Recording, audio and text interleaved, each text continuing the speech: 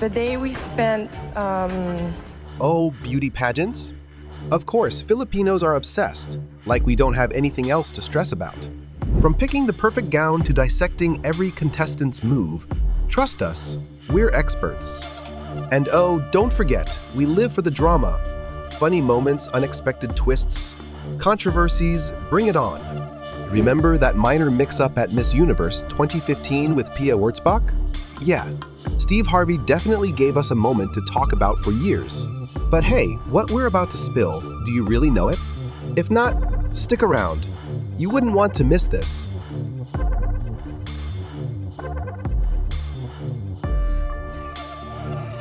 In 1973, a Filipina beauty queen shook the world, not by winning a crown, but by refusing it. Evangeline Pascal could have been the first Asian Miss World.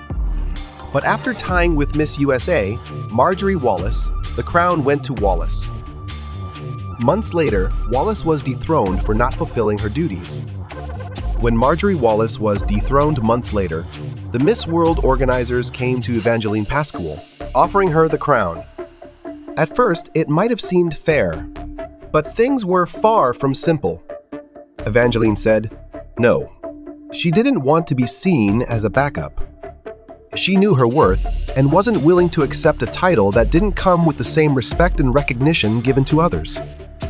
She refused to accept a consolation prize, one that came without the same recognition or rewards Marjorie received. It was more than just a decision, it was about standing up for her dignity. By saying no, Evangeline Pascal reminded us that the real crown is self-respect. And that kind of courage? That's a legacy worth honoring.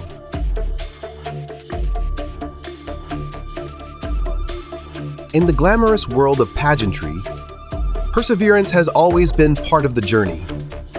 Before Pia Wurtzbach's famous never give up moment, there was Elvira Gonzalez, an icon of resilience. In 1964, Elvira Gonzalez entered the Binibining Pilipinas pageant, hoping to make her mark. She gave it her all, but the crown went to another. Elvira finished as a runner-up, but her passion didn't waver. The very next year, Elvira returned to the same stage, her dreams as big as ever. But once again, the crown eluded her. Still, she never gave up on her love for pageantry. Years later, Elvira passed down her love for the stage to her daughter, Charlene Gonzalez. In 1994, Charlene not only competed in Binibining Pilipinas, but brought home the Universe title. Together, they became the first mother and daughter duo to grace the same prestigious pageant. Elvira may not have worn the crown herself, but her legacy lives on through Charlene, proving that success comes in many forms, and sometimes it's passed down to the next generation. Picture this, a young woman crowned as the most beautiful in the land, parading under the spotlight with the cheers of thousands. Now fast forward 30 years, and that same woman is standing on the Senate floor, debating policies that will shape a nation. Sounds like a movie? It's not. This is the incredible story of Maria Kalagbak, the beauty queen who became a senator. Maria Kalagbak was crowned Manila Carnival Queen. Back then, the Manila Carnival was more than just a beauty pageant. It was the event of the year. It celebrated U.S., Philippine relations and showcased the nation's finest. For Maria, it was a moment of glory, but it was just the beginning of her incredible journey. Maria was a queen, but she was also a scholar. She graduated as valedictorian from Philippine Women's University and earned a magna cum laude doctorate in social sciences from the University of Santo Tomas. She was the epitome of beauty and brains, breaking stereotypes at every turn. In 1961, Maria brought her intellect, charm, and passion to the Senate, becoming one of the most respected politicians of her time. She championed education, women's rights, and social welfare, proving that leadership is about more than titles, it's about action.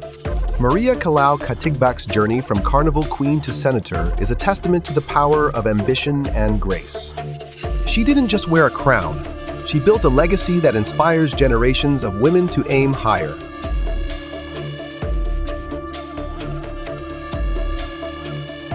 When you hear Miss Philippines, your mind might jump to Binibining Pilipinas, the glitzy pageant that has crowned queens since 1964.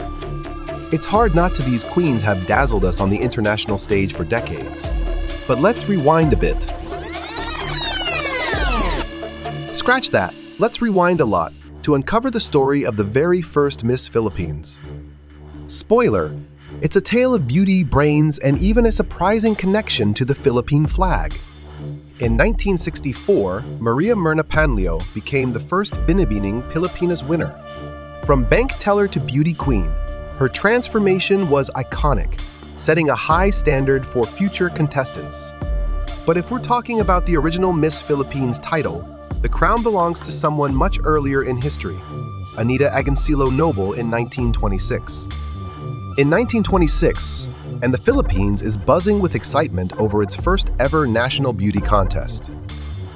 Among the hopefuls stands a young woman from Lemery, Batangas, Anita Agoncillo Noble, just 20 years old.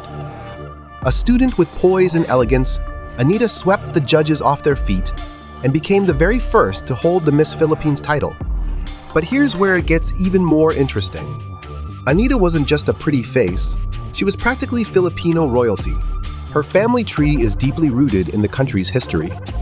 Her mother, Maria Agoncillo, was part of the illustrious Agoncillo clan, which played a significant role in the nation's fight for independence. Felipe Agoncillo, the country's first diplomat, was a family member. And Anita's relative, Marcela Agoncillo, was one of the creators of the first Philippine flag. That's right. The first ever Miss Philippines came from a family that literally helped shape the nation. Talk about legacy. Before Catriona's lava walk and Pia's confidently beautiful with a heart, there was Evelyn Shinu's Gairi. You may not know her name, but trust us, her story is iconic.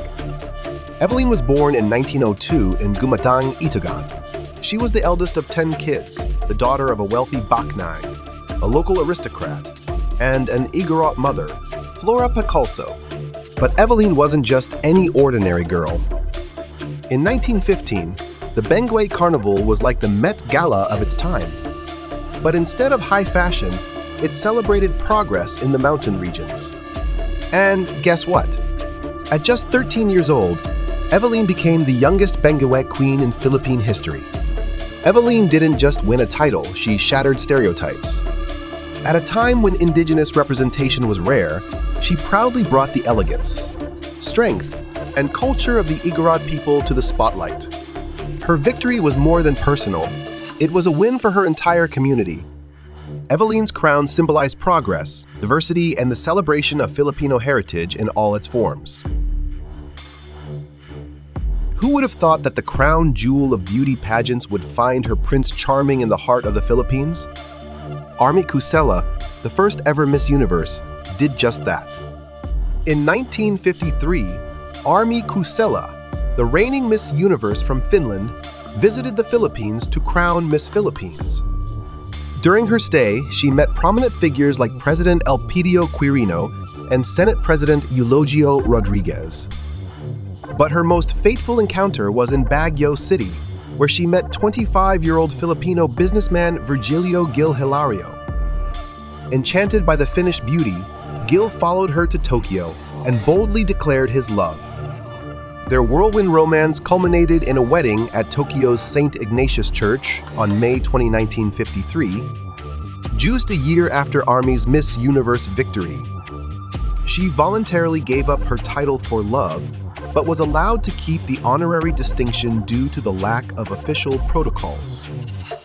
Together, Army and Gil raised 5 children and 6 grandchildren, and their love story was even immortalized in the 1953 film Now and Forever.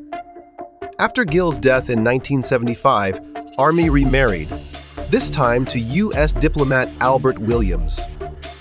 As of 2011, the couple resides in La Jolla, San Diego, where Army continues to inspire with her timeless tale of love, courage, and an enduring legacy. Miss Universe 1979 should have been a night of celebration, a moment of joy and triumph. But it became one of the wildest moments in pageant history. Venezuela's Maritza Sayalero had just been crowned, but the stage couldn't hold the weight of all that excitement. Everyone was so eager to congratulate her, but the pressure was too much. The stage gave way. 20 contestants, including Criselda Cecilio from the Philippines, Tahi Ray Dermitan from Turkey, and Carla Franco from Costa Rica, injured in the chaos. Thankfully, everyone recovered. The show must go on, right? Maritza proved that even in the face of chaos, grace and resilience shine through. Miss Universe 1979, beauty, chaos, and a stage that just couldn't handle the pressure.